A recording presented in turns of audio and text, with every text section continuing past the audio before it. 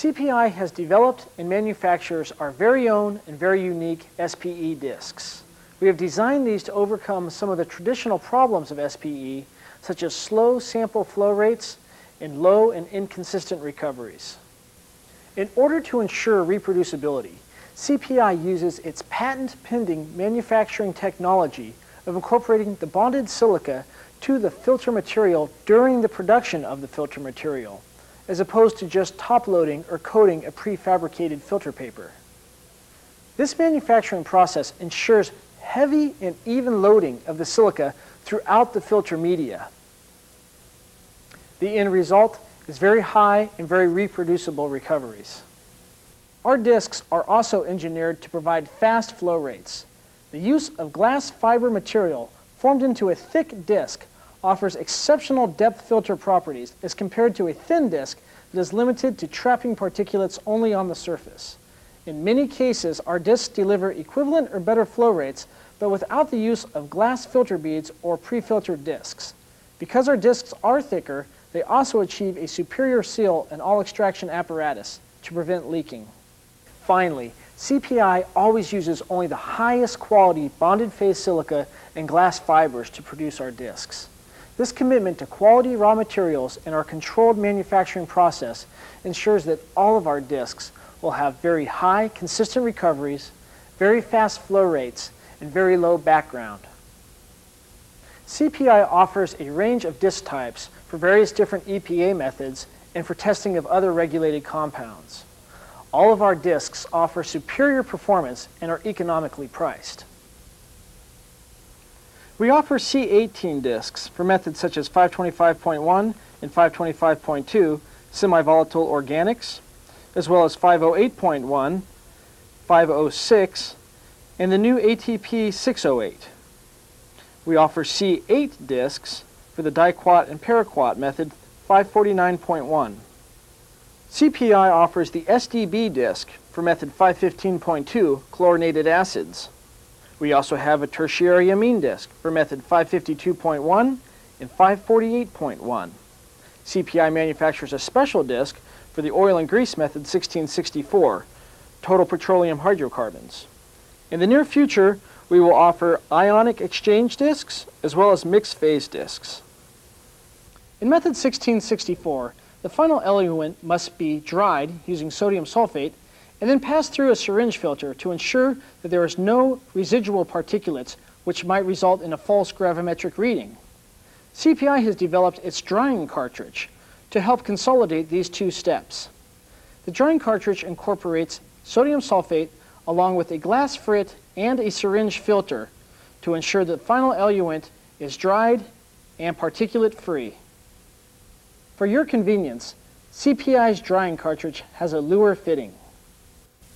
CPI offers free samples of our solid phase extraction discs, and we welcome your phone calls at any time to request samples, or if you have any additional questions or seek additional information.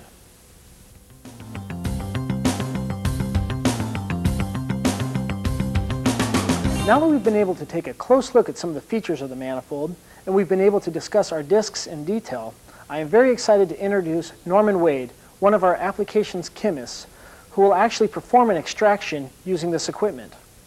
Norman is very involved in method development here at CPI and was also involved in the design of this manifold. He is going to review some general principles of SPE as well as share with you some of his insights and recommendations as far as proper SPE technique. Hi, I'm Norman Wade. I'm the applications chemist here at CPI. You can see we're in the lab. I'd like to show you some applications of the CPI disc and manifold and show you some techniques that are used in solid phase extractions. There are essentially 6 stages in performing this analysis. The first is disc washing. The second is disc conditioning. The third is sample extraction. The fourth is disc drying. The fifth is analyte elution. And the sixth is the final analysis. Our first stage is disc washing.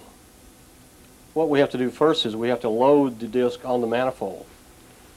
What you do here first is disassemble the manifold so that you can load the disc into the proper area. In loading the disc, you want to touch it as little as possible. I usually use tweezers or forceps to pick up the disc so that I don't put any fingerprints on the disc I'm using. Essentially load it into the manifold, make sure it's centered correctly into the area, and then reassemble your reservoir on top and tighten the reservoir down. Now the reason you want to tighten it down is you don't want any air coming from the sides. You want a nice snug fit. Now you don't want to tighten it down too far because you could break the plastic top here. Essentially what you have now is a very snug fit on a reservoir with a disc mounted inside. Now we're ready for disc washing. What you want to use here is the solvent that is called for in a particular method. And what you want to do then is wash the entire reservoir and the disc with this solvent to remove any analyte or analytes that might be present that might adversely affect your recovery levels.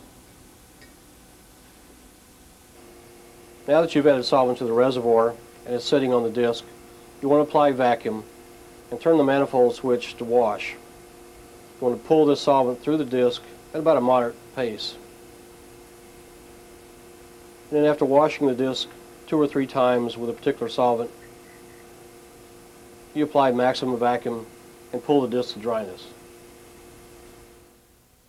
Now that we've finished washing the disc, essentially what we're going to do now is condition or activate the disc.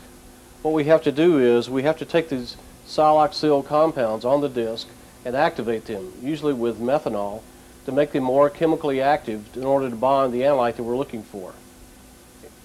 What we do then essentially is just pipette methanol onto the disc and essentially solvate the silica so that it activates the whole compound.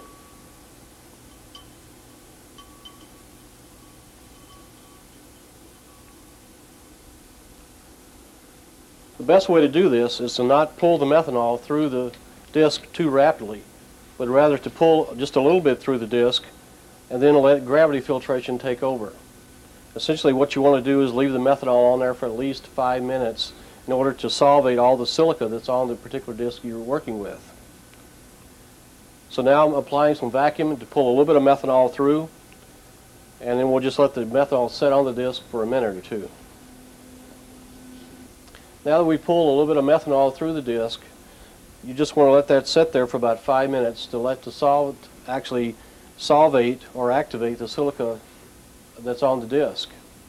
Essentially what you're doing is you're freeing up this silica to activate and become like fingers to grab onto chemical compounds. What we don't want to happen now is we don't want this disc to go dry, because if the disc goes dry, that is, the methanol goes all the way through the disc and there's none left on the top. If that happens, then the silica forms back into knots again and won't really bind and attach itself to the molecules that you are particularly looking for. Now we're ready for sample extraction. What you've done is you've washed the disc already, you've activated it with methanol or some other solvent to actually solvate the silica on the disc, and now you're ready to actually add the sample to the disc and use it for sample extraction.